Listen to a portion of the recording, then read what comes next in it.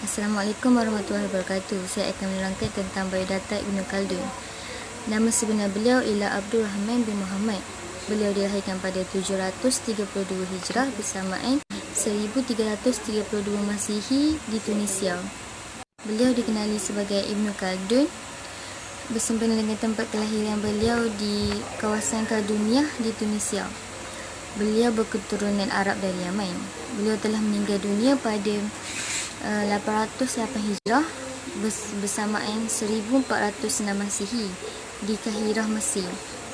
Beliau berumur ketika beliau meninggal dunia, beliau berumur 87 tahun. Ahli keluarga beliau ialah orang yang mendukung serta memberikan pendidikan yang terbaik kepada beliau. Beliau merupakan seorang pakar sejarah Arab dan juga dikenali sebagai bapa kepada sejarah kebudayaan dan juga sains moden. Beliau turut mengembangkan falsafah yang berasaskan keagamaan, iaitu dikenali sebagai Muqaddimah yang bermaksud pengenalan. Terdapat beberapa jawatan yang pernah disandang oleh beliau. Antaranya, beliau pernah menyandang beberapa jawatan di pemerintahan Tunisia dan Morocco. Beliau juga pernah dilantik sebagai duta diraja Mor di Granda. Selain itu, beliau juga pernah dilantik sebagai hakim diraja oleh Sultan Abu Abbas Kairo. Beliau juga mengerjakan haji pada tahun 1387 Masihi. Saya ingin menerangkan tentang kaedah yang digunakan oleh Ibn Khaldun dalam bidang pendidikan awal kanak-kanak. Ibn Khaldun telah mengemukakan beberapa kaedah yang boleh digunakan dalam bidang pendidikan awal kanak-kanak, antaranya ialah kaedah tajribah yang bermaksud percubaan. Ibn Khaldun telah mengemukakan kaedah tajribah ini kerana kaedah tajribah ini penting dalam pemindahan ilmu dan makrifah. Selain itu, bagi beliau, seorang pemerhati tidak akan dapat mencapai satu objek dengan melakukan pemerhatian, namun mereka akan dapat mencapai satu objek dengan melakukan percubaan. Beliau juga telah menyebut tentang kepentingan diri manusia sebagai asas setiap pengajian. Seterusnya, kaedah kedua ialah kaedah al-tikrar yang bermaksud pengulangan. Pembelajaran yang dibawa oleh Ibn Khaldun melalui pengulangan ialah kadang-kadang kanak-kanak tidak dapat memahami setiap pembelajaran secara keseluruhannya. Dengan ini, Ibn Khaldun menyarankan agar guru membuat pengulangan semula tentang pengajian, yang mana guru perlu melakukan sebanyak 3 kali. Langkah ini bertujuan supaya para pelajar dapat memahami setiap penjelasan diberikan oleh guru dengan lebih baik.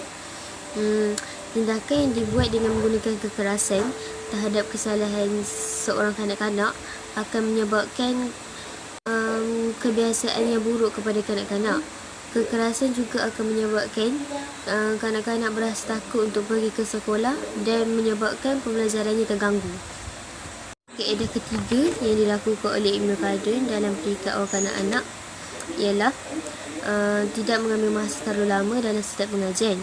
Seorang guru tidak boleh mengambil masa terlalu lama dalam setiap pengajian kerana ia akan menyebabkan kanak-kanak mudah lupa serta mengabaikan pelajaran yang dipelajarinya dengan melakukan aktiviti lain.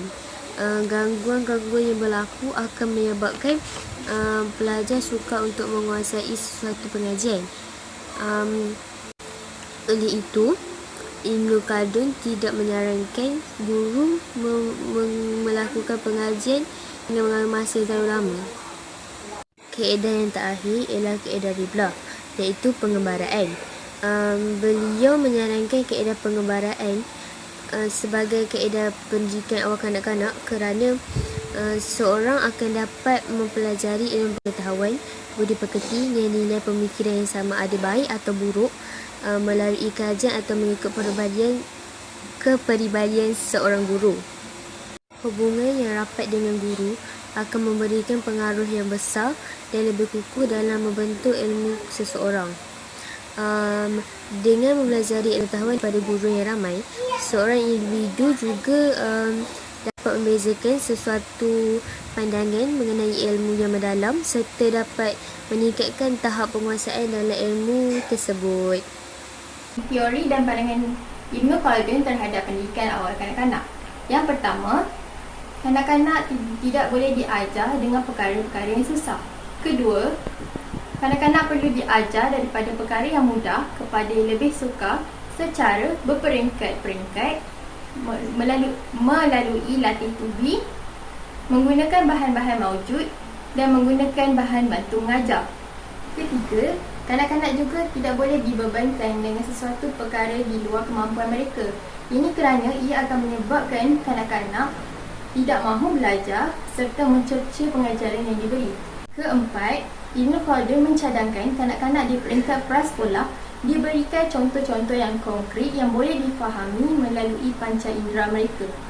Kelima, Ibn Khaldun juga menyarankan pembacaan Al-Quran harus diajar sebelum menghafalnya.